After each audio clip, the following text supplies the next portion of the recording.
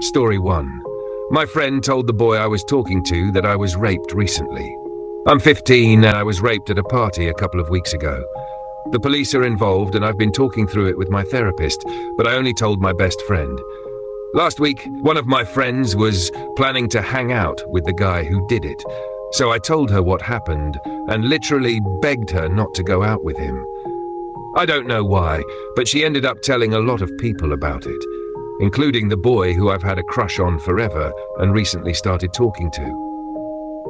On Wednesday night, I went out with him and we had a lot of fun, but right before he dropped me off, he said that we couldn't date because he's a Christian and it's really important to him that he dates a virgin. That killed me to hear because I'm a Christian as well, and I already feel so guilty about all of this. I don't know what to do about either of them. I haven't talked to the boy since we went out, and I've only seen my friend at youth group. My opinion. This one honestly made my stomach turn. You go through one of the most traumatic things a person can experience, and the people around you fail you twice. Your friend betrayed your trust, and the boy you liked judged you for something that was never your choice. You're not dirty. You're not less Christian. You didn't do anything wrong. What happened to you was a crime, not a sin. That friend wasn't a friend. And that boy? If that's his version of faith, let him go. You deserve love that's rooted in compassion, not ignorance. Extra detail update from the original poster. First, I just want to thank everyone who commented supporting me and giving me advice. I really appreciate it. I also want to say that the people who commented blaming me or accusing me of lying got to me for a minute, and I don't deserve that. I'm going to work on my self-blaming related to the rape in therapy, and I had already been working on my self-image with my therapist before it happened. Anyways, I did go to the police station with my best friend today, and I was able to report it. It was very scary and overwhelming, but I'm proud of myself for being able to do it. I got a rape kit done, but most of the evidence was probably gone. I also turned the clothes that I had been wearing in and gave the officers all of the information that I knew. They also talked to my best friend about the guy who did it and what he knew about him. They called my parents, who unfortunately were and still are pretty mad at me for drinking and hanging out with this guy behind their back. I'm honestly hurt that they don't see the bigger picture of how much I've been struggling with this, but I hope that they'll come around. I know that recovery is up and down, but I'm actually feeling okay right now. I'm still upset and now hurt by my parents, but I have hope that I'll be able to get over this eventually. Advice 1. You are not to blame at all, and you did nothing wrong. But for your own sanity, it's probably best you just lay low for right now and talk through it with your therapist. You're young, which tells me you're around other young people, and I worry about them being insensitive about this, or victim blaming. The boy using that as a reason to not be with you is not right. I hope you can see that at least. Let him go. I'm so sorry you're dealing with this. I'm glad the police are involved, and I'm glad you're talking to a therapist. I wish you the best, truly. Advice 2. Rape isn't sex, it's rape. Don't feel shameful about what happened to you. You're a victim. It wasn't your choice, and you're not worth any less because of what happened to you. You're still a virgin, and you have absolutely nothing to feel guilty about. It's not your fault. I'm not a Christian myself, but virginity is a social construct. In the event you were to engage in consensual sex, I don't think that would make you any less of a Christian. Don't be friends with that person anymore. She's not deserving of your friendship, and maybe doesn't have the mental capacity to understand the gravity of the situation. But there are lots of people who will, and at the very least won't expose what happened to you or hang out with someone who raped you. Story 2. My husband just found out he has another child.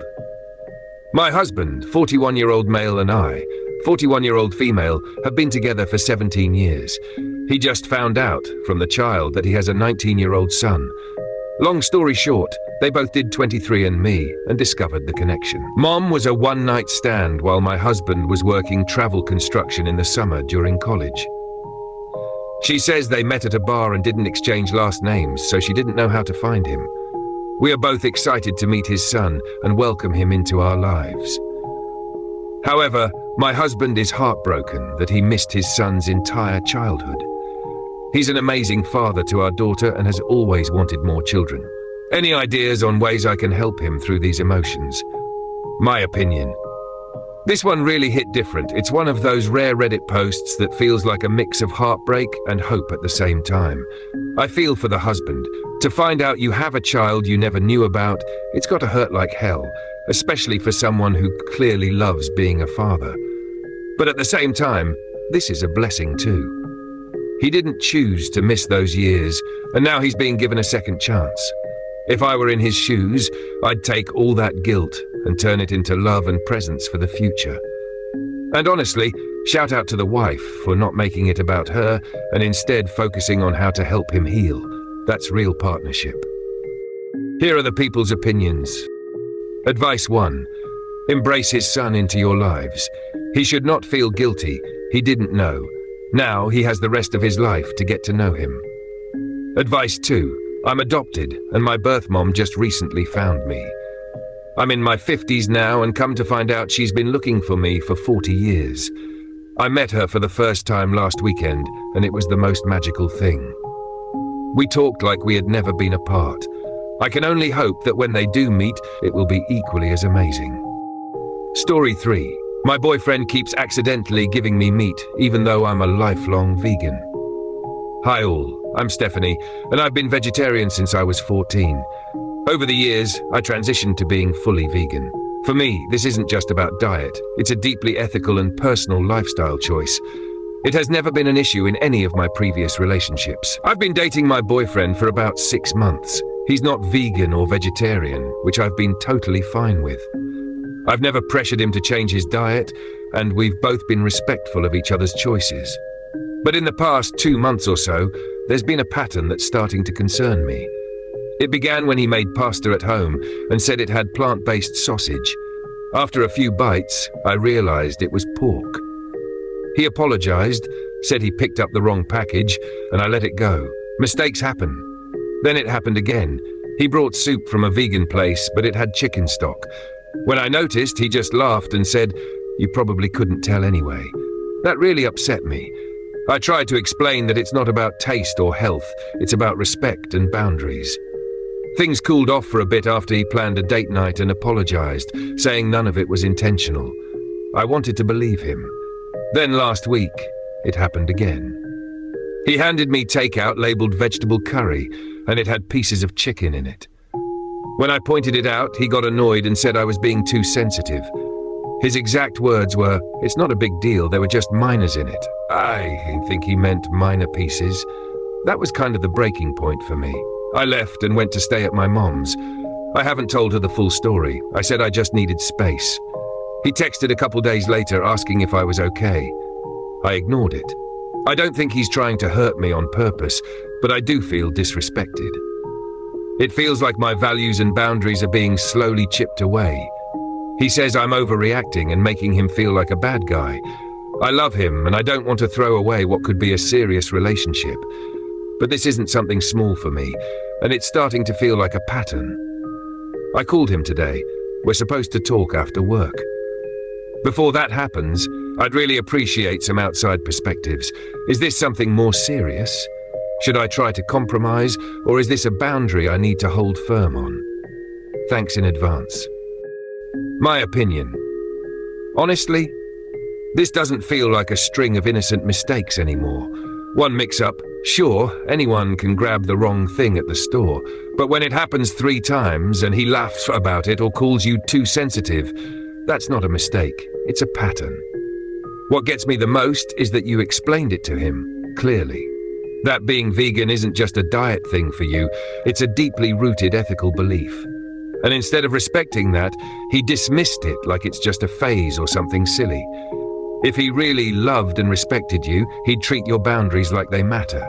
Instead, he's making you question your values, your judgment, even your sanity.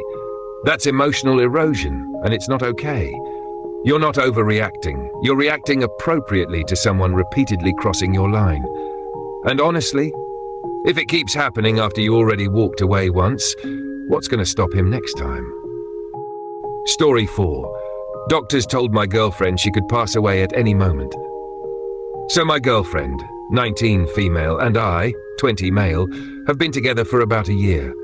We live together with her family. She's diagnosed with thalassemia alpha.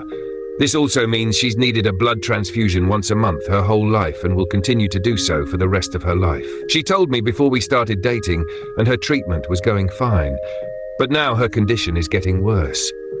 She loses too much iron, and her medications are not helping like they used to. It's also not good for her to stay on them for too long. This is also the first time she's needed a second transfusion in the same month, because her doctors told her she could pass away at any moment. This was unexpected for both of us, and I'm really heartbroken and distraught for her. I can't even imagine how she's feeling. I want to make her feel better in any way possible, but I feel like this is something out of my control. So I would really appreciate some advice. Honestly, this broke me a little. It's one thing to know someone has a condition, but it's something completely different when that condition becomes life-threatening right in front of you. You can tell how much you care about her. It's in every word. And I don't think there's any right way to handle this kind of fear. But I do think the worst thing would be to freeze and let regret pile up later. Don't overthink, just be present. Hold her hand, watch movies she loves, make her laugh, show her she's loved without needing to say it every time. You already said it best. It's you and her against the world. So be her strength when hers fades. Don't drown in the fear. Swim in the time you still have. If it's truly out of your control, then make sure the love isn't. People's opinions. Advice 1. Don't waste a second pretending things are normal, because when death knocks early, love needs to get louder, bolder, unforgettable.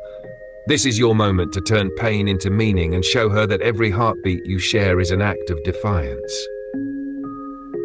The original poster responded, I feel like an asshole because ever since she graduated last month, we haven't gone out a lot, even though she wanted to, because I was always playing video games. I don't know how long she hid this from me, but it's making me depressed. It's literally me and her against the world, and now I feel like I could lose it all. Another user replied, so put the video games down and show her what she means to you. Don't look back on the past when you have a defined future. OP responded, thank you so much. I'm planning on doing that and also spending as much time as I can with her as possible. I'm going to enjoy every second I have with her and hope that her treatment gets better, since I can't do a thing about the past. Thank you for watching. Please like and subscribe.